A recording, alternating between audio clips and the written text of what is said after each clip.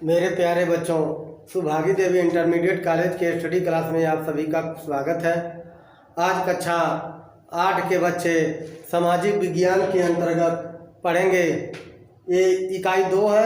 एक इकाई 2 को पढ़ेंगे। इकाई 2 का अध्याय 2 है। अध्याय 2 का जो पाठ है प्राकृतिक संसाधन। क्या है? प्राकृतिक संसाधन। प्राकृतिक संसाधन क्या होता है? पहले आप लोग ये जाने संसाधन क्या होता है। संसाधन मनुष्य के उपयोग में जो वस्तुएं आती हैं, मनुष्य के जितनी भी दिनचर्या के उपयोग में जो वस्तुएं आती हैं उसे हम संसाधन कहते हैं।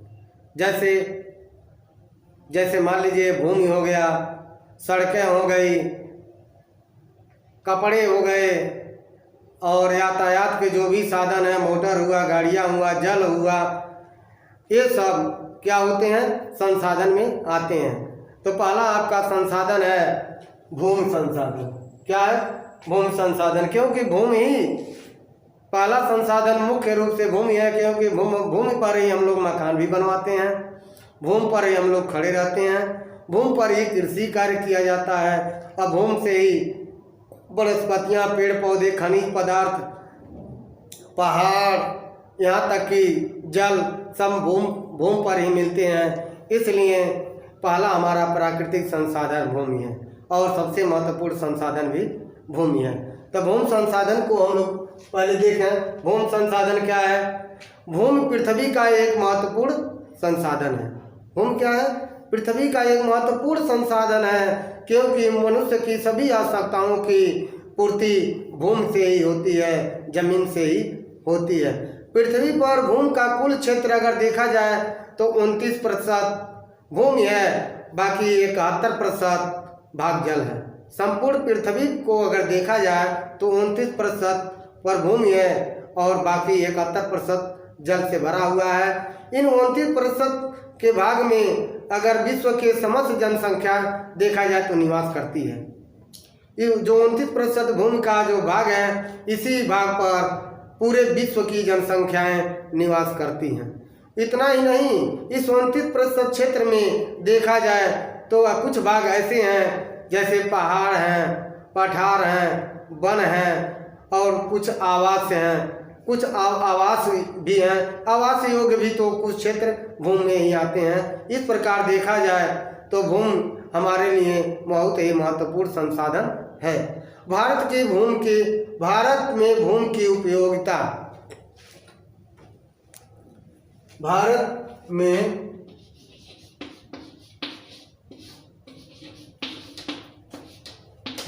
में भूमि की उपयोगिता।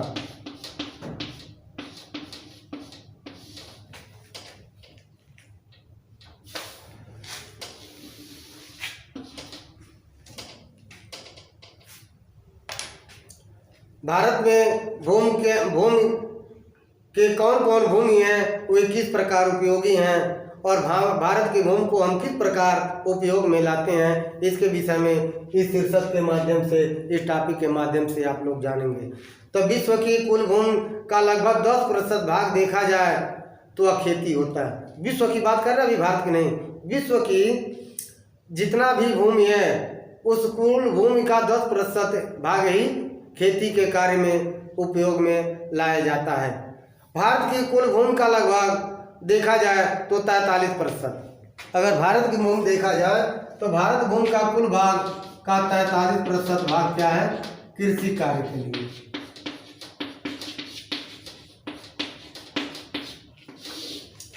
कृषि कार्य के उपयोग में लाया जाता है। और 28% भाग कितने हैं? क्या? पर्वतीय क्षेत्र है। 28% भाग पर्वतीय क्षेत्र है।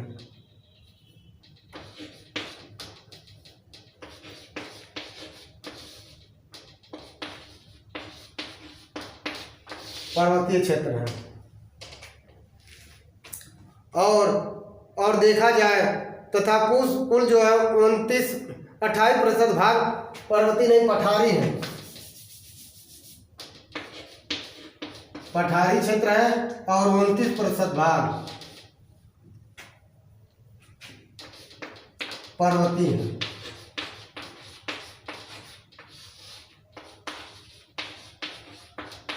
फिर आप लोग देख रहे हैं भारत का जितना भूभाग है उसका 33% भाग कृषि का क्षेत्र है, कृषि कार्य किया जाता है। 28% भाग पठारी क्षेत्र में आते हैं और 29% भाग पर्वतीय क्षेत्र में आते हैं। यानी कृषि कार्य में 43%, पठारी भाग में 28% और पर्वतीय क्षेत्र में 29 भाग। अब आता है मृदा संसाधन। या पृथ्वी के विषय में पढ़ रहे हैं तो मृदा संसाधन क्या है इसके विषय में आप लोग जानेंगे। मृदा संसाधन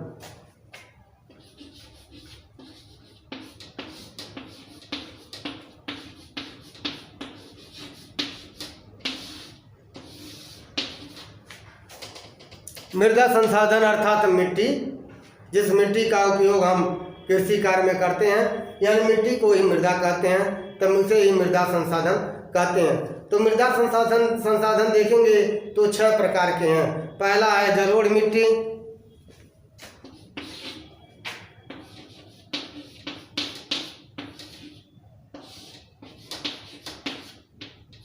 जलोढ़ मिट्टी।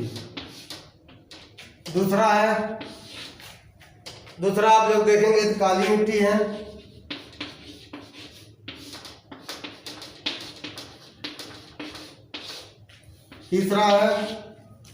तीसरा आप लोग देखेंगे तो लाल मिट्टी है।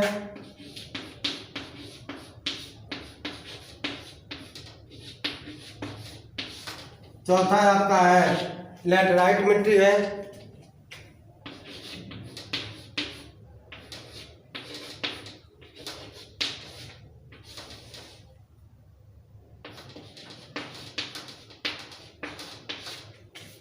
पांचवा आप देखेंगे तो पहाड़ी मिट्टी है।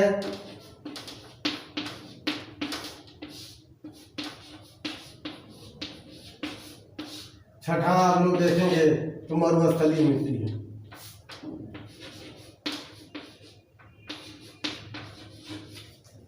क्या है? मरुस्थलीय।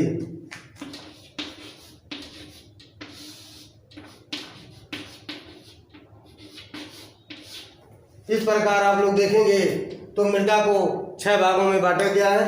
जलोढ़ मिट्टी, काली मिट्टी, लाल मिट्टी, लैटेराइट मिट्टी, पहाड़ी मिट्टी और मरुस्थलीय मिट्टी। अब इसको अलग अलग जानना है। पहले आप लोग देखें जलोढ़ मिट्टी।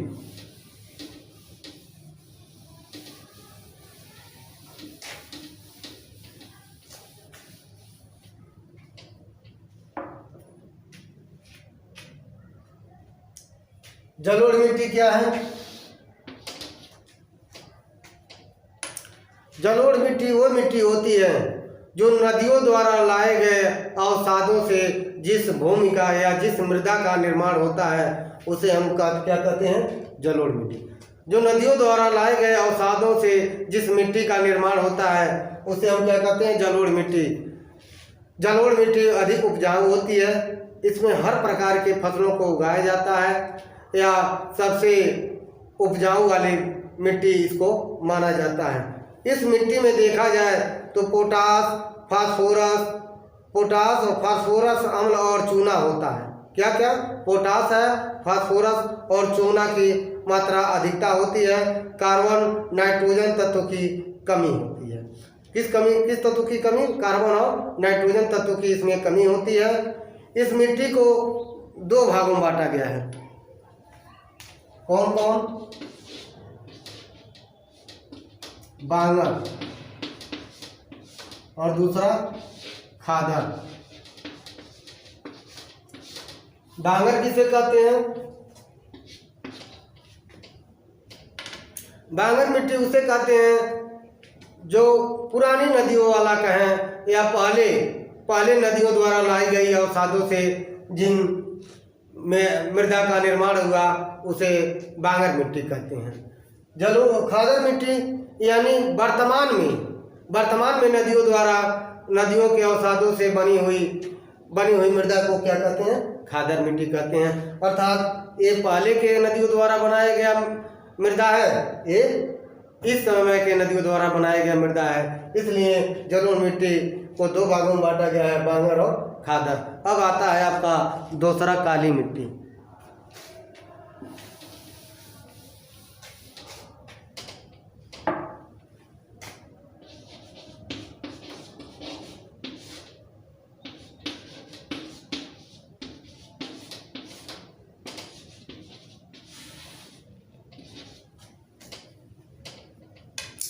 काली मिट्टी क्या होती है?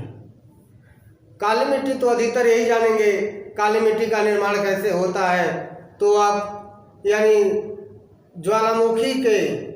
ज्वालामुखी से निकले हुए लावा और मैग्ना और जो राख होते हैं, वही लावा मैग्ना और राख जब कुछ समय के बाद या समय बीतने के बाद जब वे गर्म से ठंडे हो जाते हैं तो मिट्टी के रूप ले लेते हैं। और उसे इसलिए क्योंकि वो काला होता है, इसलिए उससे बना हुआ मिट्टी जो काली होती है, इसलिए उसे काली मिट्टी कहते हैं। अब काली मिट्टी में देखा जाए तो पोटेशियम, कैल्शियम, मैग्नीशियम, पोटास और चूना पत्थर। कौन? पोटेशियम, कैल्शियम, मैग्नीशियम, पोटास और चूना पत्थर की अधिक मात्रा होती है। ये काली मिट्टी में कपास की खेती अधिक मात्रा में की जाती है। ठीक है। अब आते हैं लाल मिट्टी।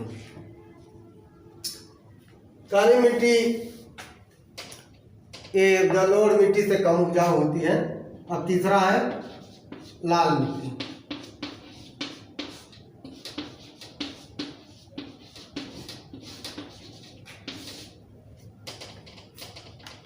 लाल मिट्टी में क्या पाया जाता है? लाल मिट्टी में आप लोग जानते होंगे लोहे के जो कण मिलते हैं, लोहे के जो चूर्ण मिलते हैं, लोहा के चूर्ण मिलने के कारण इस मिट्टी का रंग लाल हो जाता है। और ये जो लाल मिट्टी होती है कम उपजाऊ होती है। ये क्या होती है? कम उपजाऊ होती है। और यह मिट्टी अधिकतर देखेंगे तो प्रायद्वीप में पाया जाता है। प्रायद्वीप क्या? अर्थात ये पठारी भागों में ये लाल मिट्टी पाई जाती है। ये जलोढ़ मिट्टी के हिसाब से देखा जाए तो कम उपजाऊ वाली मिट्टी होती है। अब आते हैं लैटराइट मिट्टी।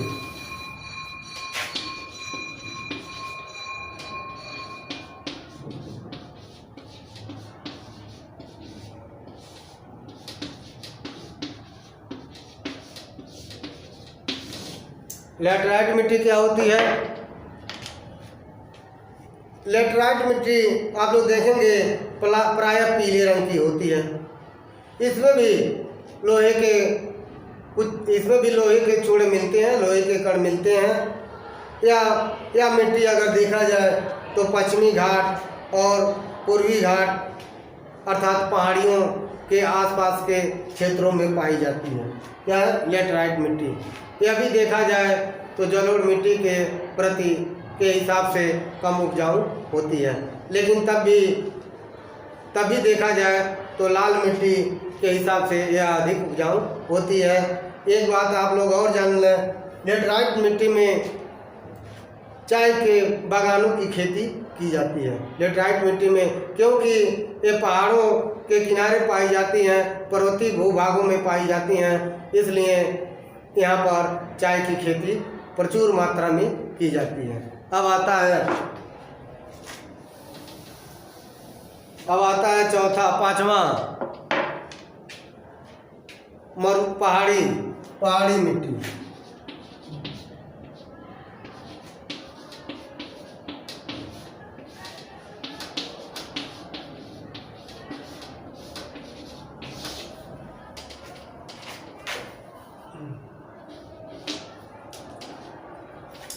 पहाड़ी मिट्टी क्या होती है?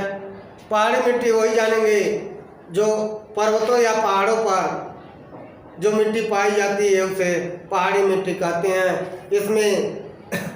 इस मिट्टी में रेत के कण अधिक मिलते हैं।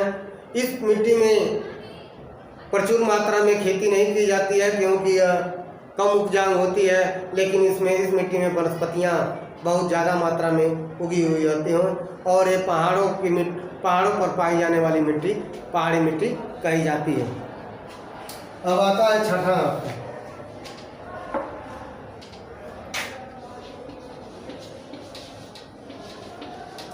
मरुस्थलीय मिट्टी।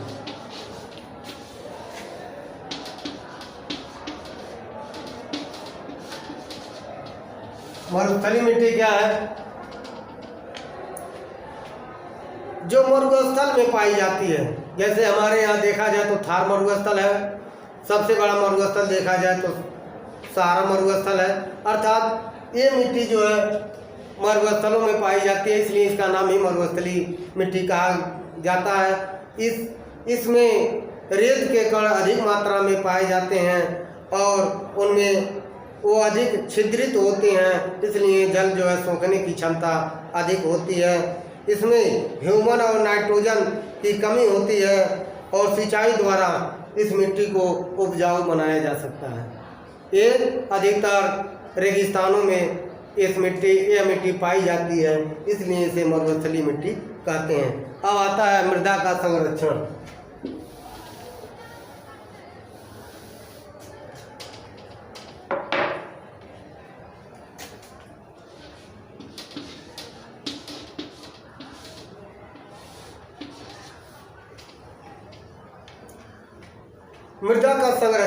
मृदा के संरक्षण से पहले आप लोग संरक्षण क्या है थोड़ा इस पर भी बता दें।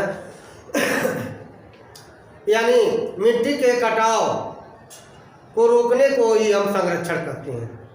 यानी जो मिट्टी के ऊपरी परत है, जो उपजाऊ भूभाग है, उसको रोकने का कार्य करना ही मृदा संरक्षण होता है। अब मृदा संरक्षण किसे कहते हैं और इसके उपाय क्या क्या हैं? मृदा संरक्षण तो बता दिए, अब उपाय क्या क्या हैं? अब यहाँ लिख दें पहले उपाय। मृदा संरक्षण के उपाय।